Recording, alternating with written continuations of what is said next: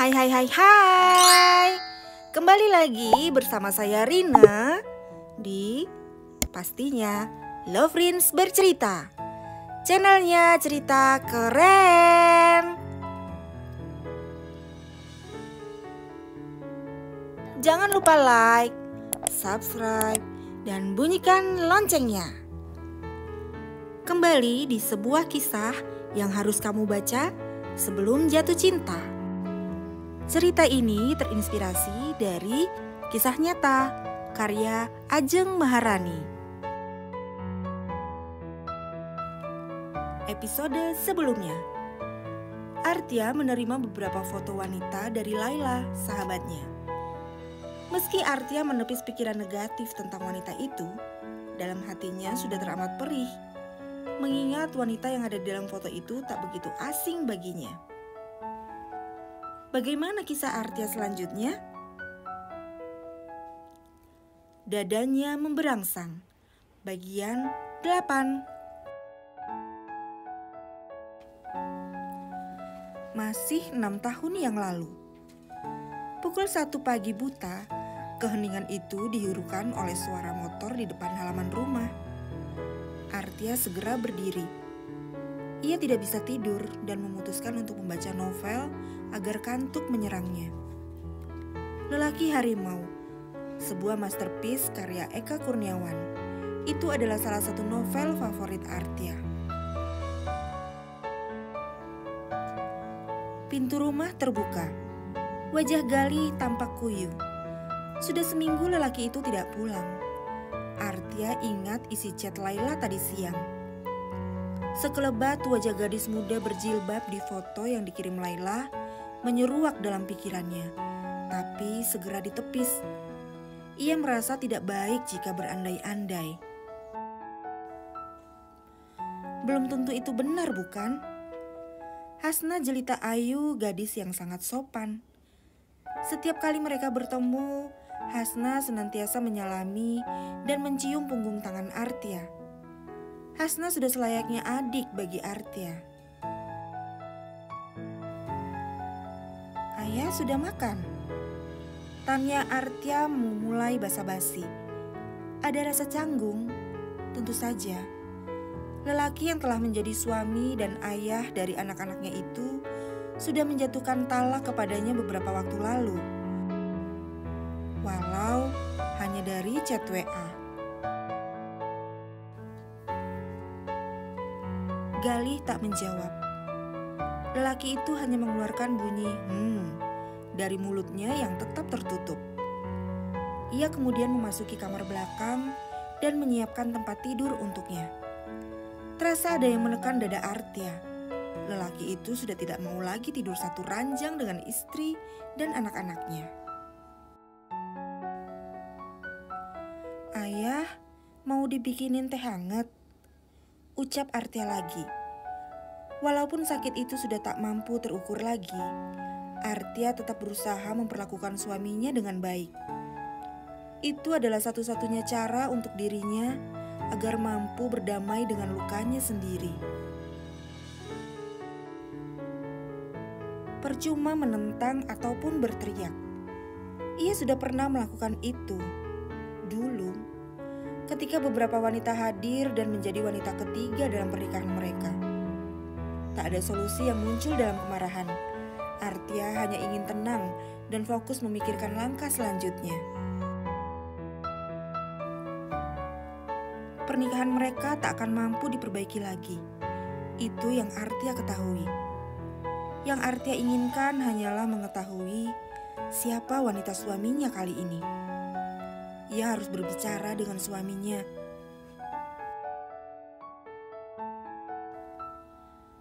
Ayah cuma mau istirahat, besok kerja pagi lagi. Jawab Galih yang sudah mengganti pakaian kerjanya dengan kaos dan celana boxer. Lelaki itu merebahkan tubuh di lantai yang beralaskan karpet dan spray seadanya. Lalu memeluk guling sayangannya dengan rapat. Matanya memejam. Artia menatapnya, tak berkedip.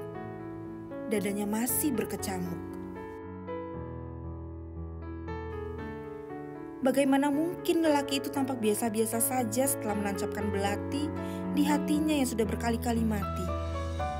Lelaki gila, batin Artia. Artia menarik napas dan mengembuskannya perlahan.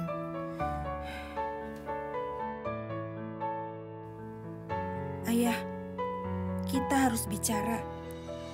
Mumpung ayah pulang dan bunda gak tahu kapan ayah akan menginjakan rumah ini lagi, ujar Artia pada akhirnya.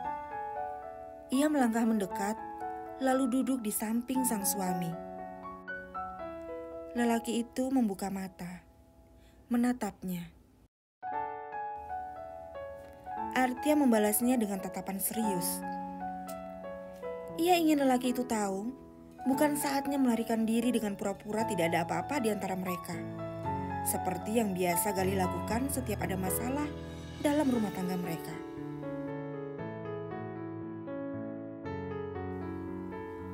Apalagi sih Bun, ayah capek. Galih berujar sambil memiringkan tubuh, membelakangi Artia.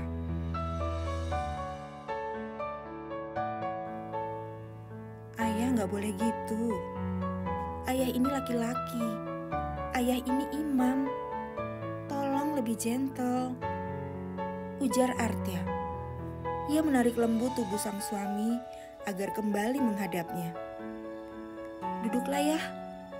Ada hal yang ingin bunda tanyakan. Galih menatap mata Artia lebih dalam.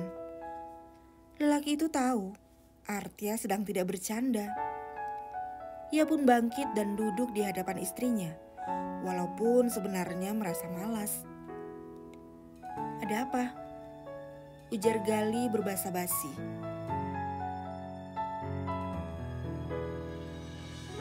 Sebelum berucap, Artia menghela napas perlahan. Ayah, ada yang ganjal dalam hati bunda karena sikap ayah akhir-akhir ini. Dan dengan begitu tiba-tiba menolak bunda. Padahal sekeras apapun kita bertengkar, ayah tuh gak pernah minta bercerai dari bunda. Artia menghentikan sejenak kata-katanya, menatap dalam mata sang suami, mencoba membaca apa yang ada di dalam sana. Apa ayah punya wanita lain lagi? Lanjutnya. Gak ada.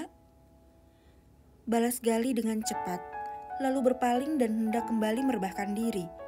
Tetapi tangan Artia lebih sigap. Wanita itu meraih pundak suaminya, lalu menahannya dengan kuat. Galih kembali menatap sang istri dengan wajah datarnya. Kesenyapan menguasai keduanya sejenak. Jangan menyangkal. Bunda sudah tahu kok siapa dia, ucap Artia menggertak. Raut wajah datar Galih masih menatap Artia. Bukankah wanita itu mengerikan? Jika sudah tahu, kenapa harus melontarkan pertanyaan hanya karena ingin tahu sebesar apa keberanian lelakinya untuk berkata jujur? Kalau bunda sudah tahu, terus kenapa? Artia terhenyak. Benar-benar tidak menduga kalimat itu akan terlontar dari bibir suaminya. Sebegitu gampangnya lelaki itu menganggap perkara perselingkuhan ini bukanlah hal yang serius untuk ditangani.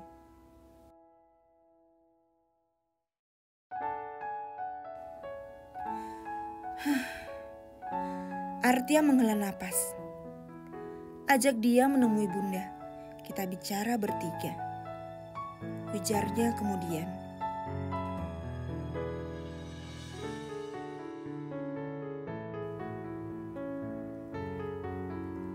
Suara pompa air menggema di sudut rumah. Pagi pukul 5.30 tiba. Galih pun masuk ke kamar mandi. Sementara Artia di dalam kamar tidur belakang memberanikan diri membuka ponsel suaminya. Dicarinya nama Hasna. Dengan tangan bergemetar, wanita itu membaca satu persatu isi chat Hasna dan Galih. Dadanya seketika memberangsang, sesak. Rasa panas mulai menguasai sudut matanya. Tetapi wanita itu menahan segala gejolak sekuat tenaga. Walaupun entah sudah berapa kali matanya membaca kalimat demi kalimat seronok yang dilontarkan oleh sepasang kekasih yang tidak tahu malu itu.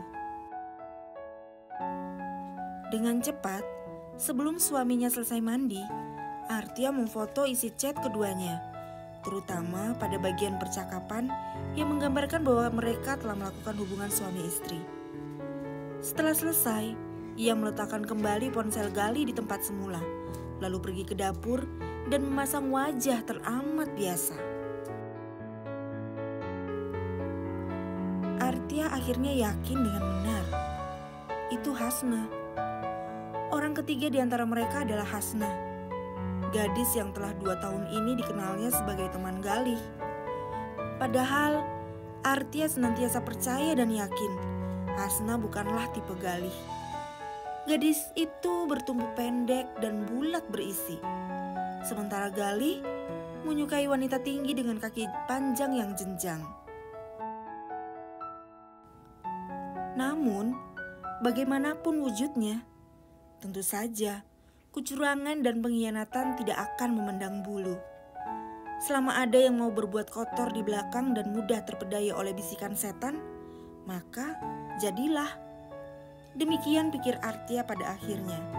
Dan saat ini, ia benar-benar butuh berbicara dengan gadis itu. Bahkan harus. Setelah Gali berangkat kerja, cepat-cepat diraihnya ponsel berwarna keemasan itu dari atas lemari es. Ia segera menyimpan nomor Hasna yang tadi difoto diam-diam. Ia berharap Hasna tidak memblokir nomornya. Dan benar, nomor itu terpampang jelas. Ia melihat foto profil WA Hasna menampakkan seorang lelaki yang tengah berpelukan dengan Hasna. Artia sangat yakin dan mengenali gestur lelaki itu adalah Galih, walaupun wajahnya tidak ditampakkan. Artia benar-benar marah kali ini. Gadis itu pemberani, tidak tahu malu, gadis sombong, merasa harus menunjukkan perselingkuhannya agar diakui. Benar-benar tidak tahu malu, padahal tahu dengan baik lelaki itu suami wanita lain. Dada Artia mendidih. Dengan cepat tangan lentiknya mengetik di layar ponsel. Sudah berani ya pasang foto suami orang lain, pelukan lagi. Gak malu nak? Lupa, tukang zina emang gak tahu malu. Napas wanita itu naik turun, urat-urat di wajahnya menegang. Padahal awalnya ia ingin bicara baik-baik. Tetapi setelah melihat foto itu, ia jadi kehilangan kesabaran. Chat itu masih belum dibaca Hasna. Artia gelisah. Sudah banyak kata yang ingin diledakkan. 5 menit berlalu. Centang biru akhirnya muncul juga. Artia menunggu dengan tidak sabar. Tidak ada balasan. Ia semakin marah. Kenapa diam? Bisu. Chat itu segera dibaca Hasna, tetapi tetap tak dibalas. Artia semakin kesal. Ia mengetik lagi. Kamu gila ya? Kamu tega banget sama anak-anak yang masih pada kecil. Kamu jahat banget loh nak. Kamu tahu nggak apa bedanya kamu sama pelacur? Kalau pelacur, tidur sama suami orang itu dibayar nak. Setelah itu udah kelar urusan. Tapi kalau kamu tidur sama suami orang gratis, berkali-kali pula. Kamu lebih murahan dari pelacur. Ngerti nggak kamu?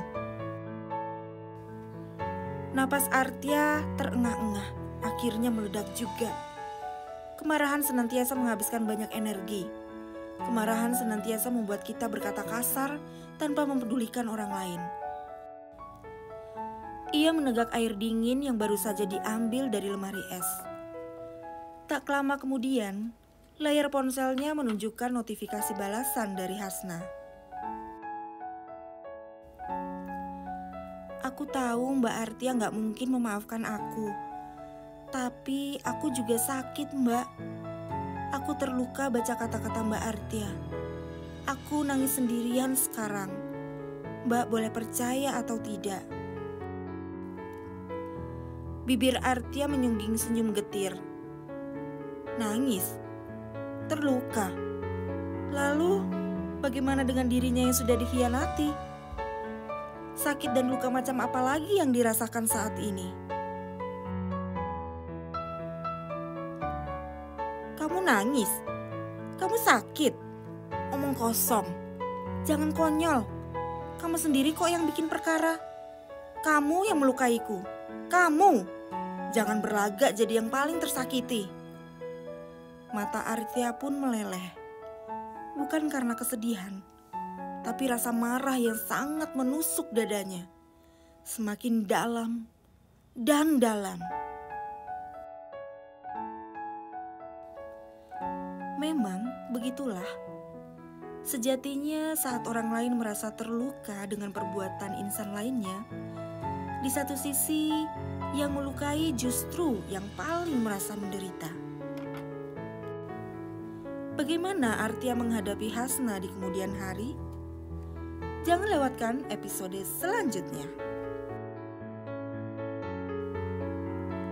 Terima kasih sudah menonton channel ini.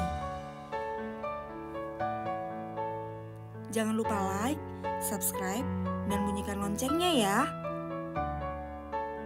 Sampai jumpa lagi.